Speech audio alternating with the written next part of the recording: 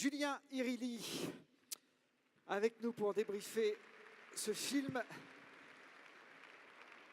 Une histoire entre vous deux qui est assez récente. Il y a un an, vous ne vous connaissiez pas. Vous êtes rencontrés sur un événement que beaucoup de gens connaissent dans cette salle, Nicolas.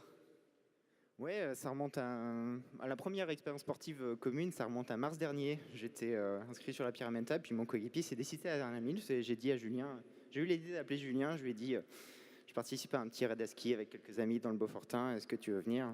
Puis quand je lui ai dit que c'était la Pyramenta, il m'a dit, j'ai 5000 mètres de dénivelé dans la saison, et du coup on l'a fait quand même, mais c'était un chouette moment de partage. On vous voit d'ailleurs en caméra embarquée. Julien, c'est le casque orange, c'est ça, hein? C'est ça, ouais. Je suis la luge qui est derrière, là. Ouais, je suis la luge qui est juste derrière, là, c'est moi. Ouais, c'est ça.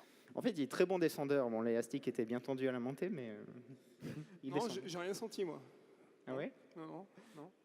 Bon, vous avez terminé 107e quand même, vous l'avez fini cette Pyramenta à 5 heures de Kylian Jornet, mais c'est une belle performance quand on a quelques heures seulement d'entraînement dans les jambes. Nicolas, ici on vous connaît aux Rencontres du cinéma de montagne, c'est pas votre premier film. Vous êtes fait une spécialité des prises de vue aériennes à partir notamment du parapente.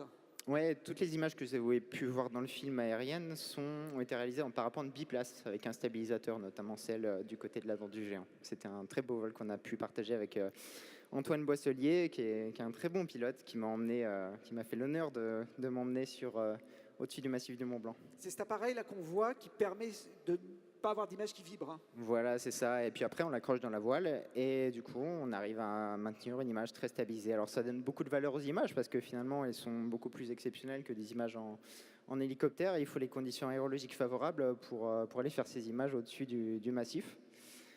Et donc, ça reste toujours des vols d'intenses moments de partage derrière. Ouais.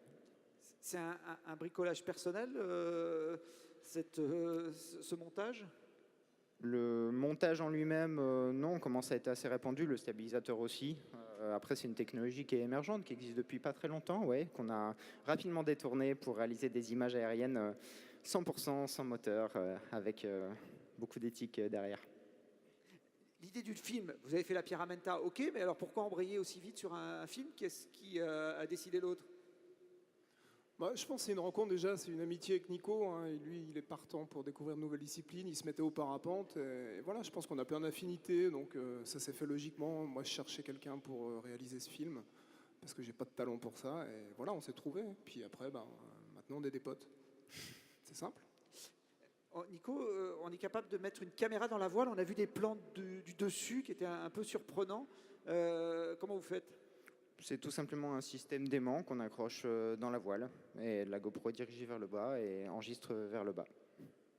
Alors si on a bien compris, Julien, vous aimez aller vite en montagne, à la montée comme à la descente. Et vous le disiez, hein, le matériel a tellement évolué qu'aujourd'hui, il pourrait presque tenir dans la poche d'une doudoune. Ouais, ça tient dans rien, c'est vrai. C'était pas possible il y a quelques années. Hein, le matériel là est prédominant. Sans ce matériel-là, on pourrait pas faire ça. Donc la révolution, elle est là en fait. Et donc aller vite dans tous les sens, ouais, c'est possible de nos jours grâce à ça. Et évidemment de la technique et de l'entraînement, parce que j'ai des années de parapente derrière moi aussi. Qu'est-ce que vous avez dans les poches de la doudoune alors ce soir? J'ai pris mon handibag. C'est ma sellette de parapente. Donc voilà. Ça, c'est une sellette. Ouais, c'est une sellette. C'est sympa, hein, ça pèse moins de 100 grammes. Est-ce qu'on peut mettre la voile dans l'autre poche? Pas encore aujourd'hui. Pas encore, mais j'espère que d'ici quelques années, on va le faire. On peut la mettre dans un sac en fait. C'est pas un sac de rando. Tu l'as compacté, je pense jusque là. Donc avec ce petit sac et la sellette dans la poche, on est autonome pour se balader comme ça à travers les Alpes. Complètement. On peut courir avec, on peut aller faire le marché, boire des canons, tout.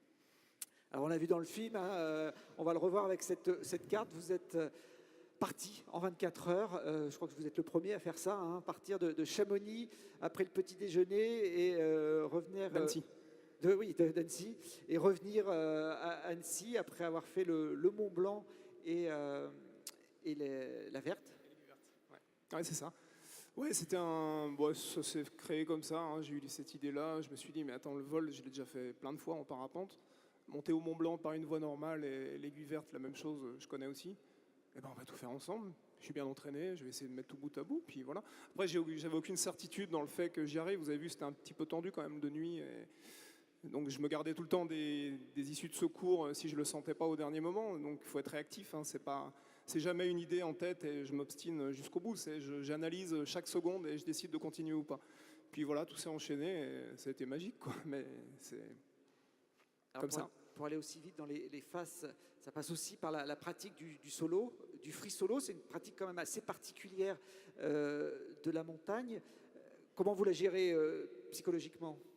Bah, le solo, on voit là dans le. Alors pour les spécialistes, hein, c'est le super couloir qui débouche au sommet du Mont Blanc du Tacu. Ouais, bah, il faut avoir des grosses marges techniques, donc je n'irais pas en solo si j'étais pas super à l'aise.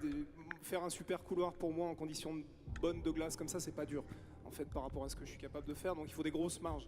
Sans ça, j'irai pas. Après, le solo m'inquiète moi beaucoup plus sur les approches sur les glaciers parce que j'ai vraiment peur de me mettre dans les crevasses. C'est ça qui me terrorise un peu.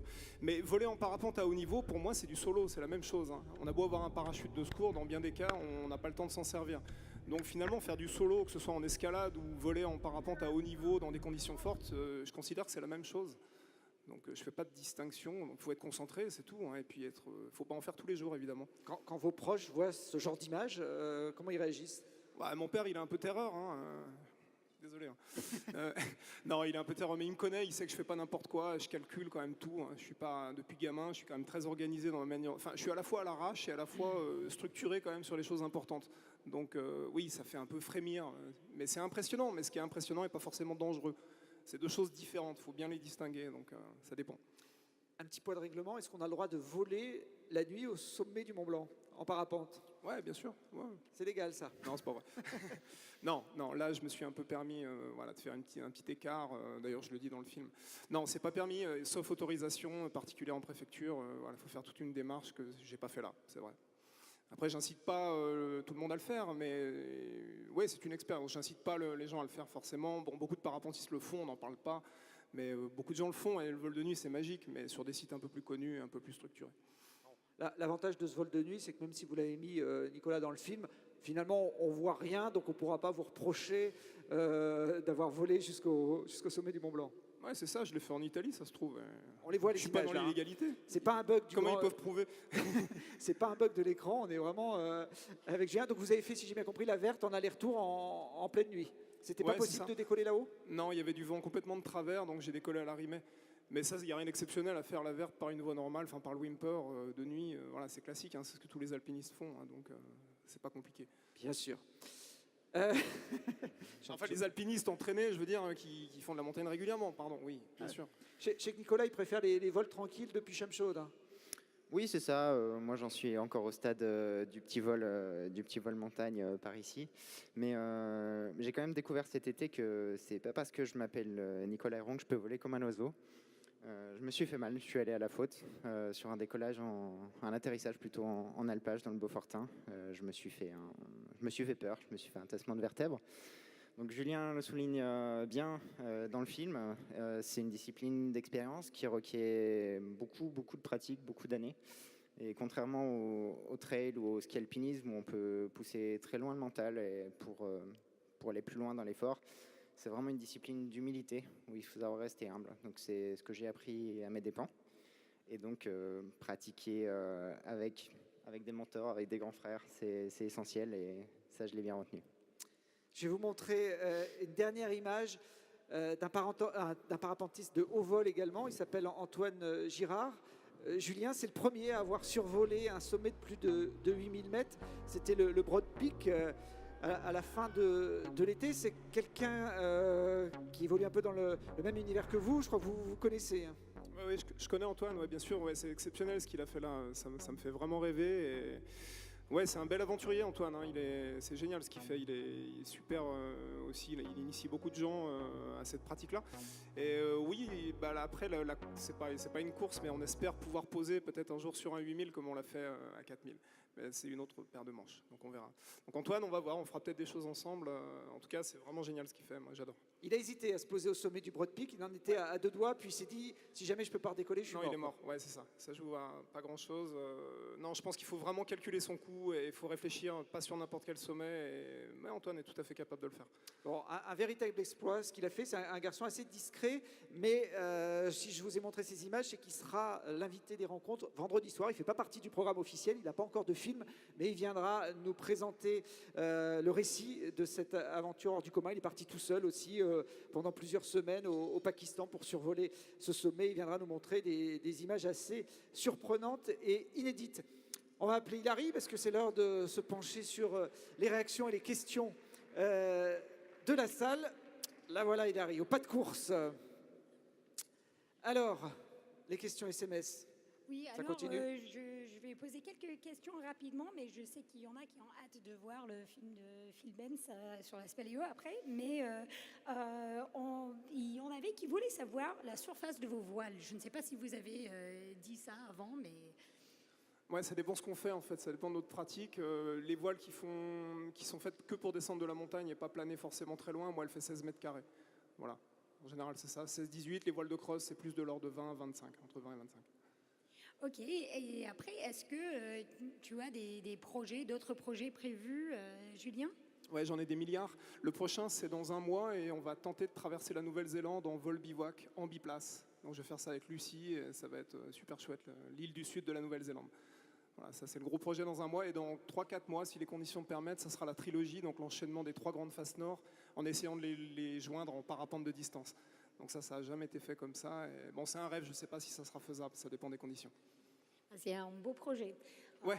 Je pense qu'on peut inviter Phil. Ouais, vous avez prévu de refaire la Pyramenta tous les deux ou pas? Non, moi Non. c'est fini ça. Bon. Ça, Nico n'y compte même pas. Donc Non. Nicolas Hérault, c'est officiel, cherche un nouveau partenaire s'il y a quelqu'un qui veut se dévouer pour cet hiver.